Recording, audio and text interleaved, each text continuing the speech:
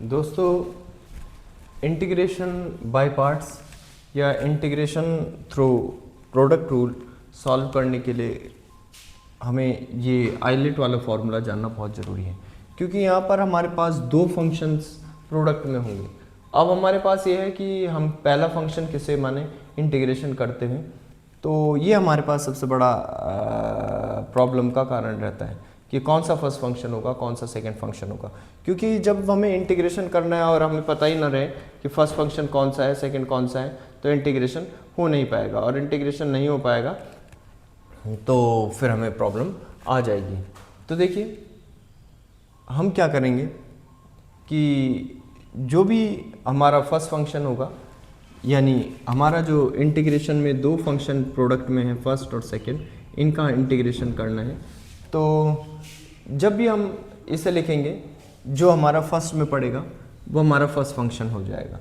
तो हम क्या करेंगे, फर्स्ट को छोड़ देंगे, इंटीग्रेशन ऑफ सेकंड करेंगे, और फर्स्ट फंक्शन को छोड़ने के बाद इंटीग्रेशन ऑफ सेकंड करेंगे।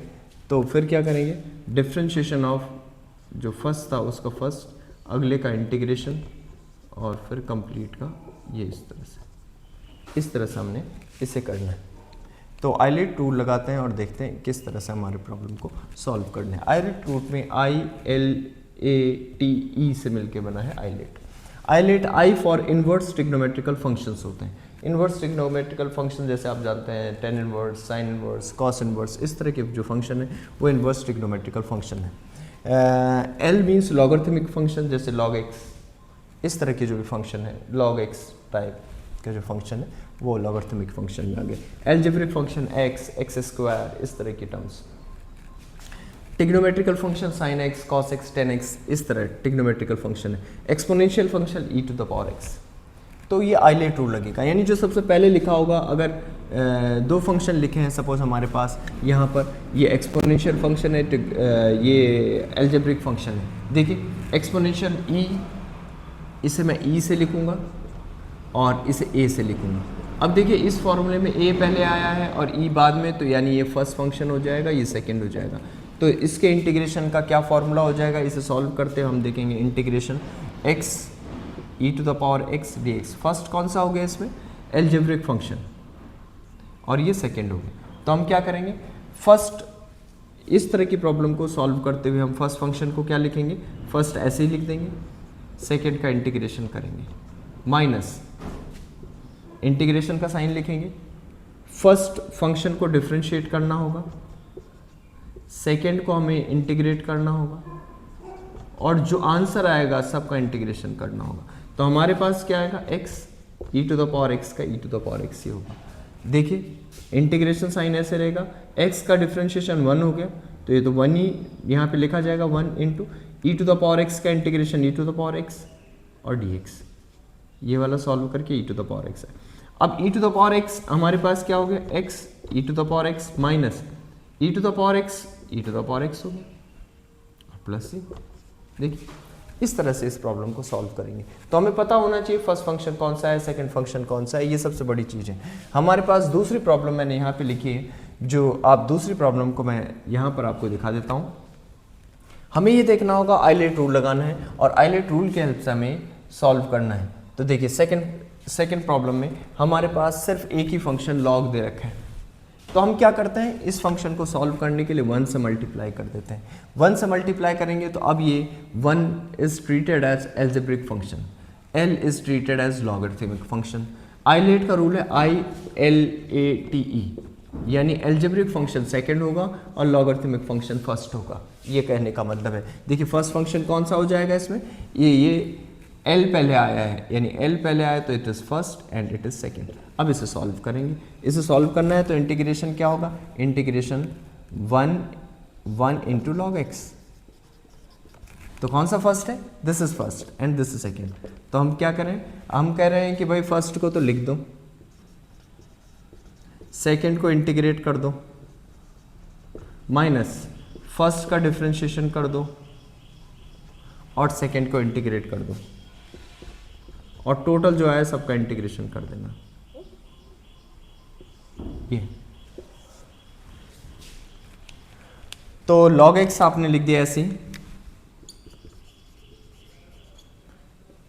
x का 1 का integration x minus integration sine log x को डिफ्रेंशिएट करेंगे तो 1/x और 1 का इंटीग्रेशन x देखिए और टोटल का dx। ये दोनों कट जाएंगे तो यहाँ 1 बचेगा, तो यहाँ क्या होगा log x माइनस एक्स और a के वाला x प्लस c। देखिए इस तरह से प्रॉब्लम को हमने सॉल्व कर दिया। नेक्स्ट प्रॉब्लम की तरफ चलते हैं। नेक्स्ट प्रॉब्लम है हमारे पास x sine inverse x upon this. इस प्रॉब्लम को सॉल्व करने से पहले हम देखते हैं कि ये 2 क्वेश्चन मैंने आपको बताए, तीसरे क्वेश्चन की तरफ हम चल रहे हैं। तीसरा क्वेश्चन हमारे पास दोस्तों, पहले जौन सा भी आप करना चाहे आप उसे कर सकते हैं। मैंने लिखा integration x sine inverse x upon √1 minus x square. देखिएगा आइलेट का रूल लगाएंगे तो inverse trigonometrical function is I first function and this is algebraic है तो सेकेंड। क्या करना है, इंटीग्रेशन का रूल। इंटीग्रेशन का रूल क्या है, फर्स्ट को ऐसे ही लिख दीजिएगा, फर्स्ट फंक्शन को ऐसे ही लिख दिया, इंटीग्रेशन ऑफ सेकेंड माइनस जिसको ऐसे ही लिखा है उसको डिफरेंशिएशन सेकेंड, जिसको ऐसे ही लिखा है उसका integration x √1 minus x square dx। Total सभी का क्या प्रॉब्लम आई, साइन इनवर्स x तो ऐसी प्रॉब्लम इस इंटीग्रेशन को सॉल्व करने में है हमारे पास, तो कोई नहीं हम यहाँ पर सॉल्व करके देखते हैं। देखिए ये सॉल्व होगा तो इसका यहाँ पर ये लिखा है, तो हमने इसे सॉल्व करा x √1 minus x square dx। 1 minus x square को t ले लीजिए suppose, minus 2x dx is dt हो जाएगा, तो x dx is minus dt/2, यानी ये टर्म तो माइनस dt/2 में कन्वर्ट होगी, अपॉन 1/2 मैंने बाहर लिख दिया। इसको लिख सकता हूँ t का रूट 1/2, ये हो जाएगा -1/2, t⁻−1/2 का इंटीग्रेशन, t⁻−1/2 का इंटीग्रेशन -1/2, t⁻−1/2 प्लस 1 यानी 1/2 प्लस का और 1/2 यहाँ से, तो ये कैंसिल। क्या आंसर आएगा हमारे पास, -t⁻1/2, ये हमारे पास आंसर आएगा। यानी t की क्या वैल्यू है 1 माइनस एक्स स्क्वायर और ये रूट माइनस साइन के साथ। तो देखिए इस इंटीग्रेशन को लिख सकता हूँ -√1 माइनस एक्स स्क्वायर माइनस इसका डिफ्रेंशिएशन, ये इसका इंटीग्रेशन माइनस था तो मैंने यहाँ लगा दिया और dx प्लस से कैंसिल आउट कर दीजिए, क्या बना -√1 minus x square sine inverse x, ये दोनों कैंसिल आउट हो गए, 1 बचा हमारे पास तो x प्लस c।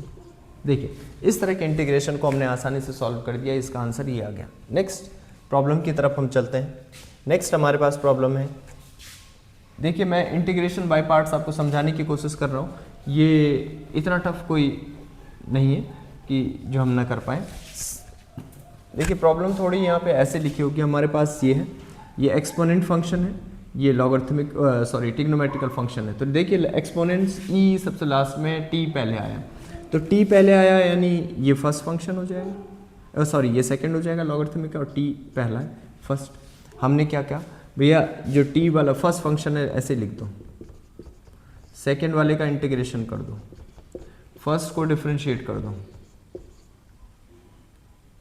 है ना, फर्स्ट को क्या कर दिया आपने डिफ्रेंशिएट कर दिया, और जो सेकंड फंक्शन था उसको इंटीग्रेट कर दिया, ये आ गया। इसको इस चीज को हम i लिख देते हैं, i देखिएगा i is equal to sine x e⁻x का e⁻x इंटीग्रेशन, इस टोटल का इंटीग्रेशन। देखिएगा साइन एक्स को डिफ्रेंशिएट करते हैं, साइन एक्स का डिफ्रेंशिएशन कॉस एक्स और यहाँ e⁻x। प्रॉब्लम फिर दोबारा से वही आइलेट वाले रूल में फंस गई, फिर दोबारा से ये ऐसे टर्म में आ चुका है। हमें क्या करना है, हमें तो सेकेंड से मानना है, फर्स्ट से। अब इसे सॉल्व करना है।